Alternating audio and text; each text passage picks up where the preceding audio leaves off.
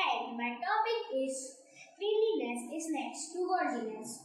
Dear friends, what we usually do 10 to 15 days before Diwali, our festival? We whitewash our homes. We clean every corner of our homes. Why? Because we all assume that Goddess Lakshmi will come to our home when our home will be neat and clean. God likes cleanliness. Not only God, but everyone likes cleanliness. We think when we go to our friend's house and there is a mess, would we like it? No. When we go to a very neat and clean place, how do we feel?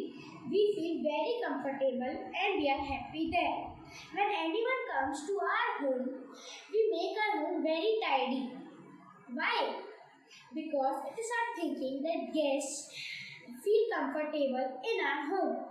We also consider that guests are a form of God, Atithi Devo Bhava. God likes cleanliness.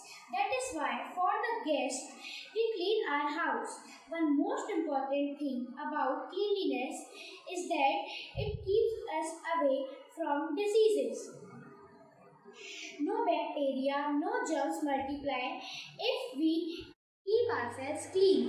When we are fit and healthy, we are happy and live a long life. We thank God for that. That is why it is said, cleanliness is next to godliness.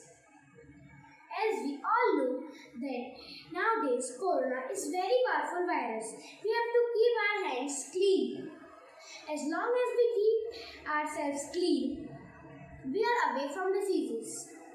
Cleanliness is the only medicine for all diseases. That is why God loves cleanliness.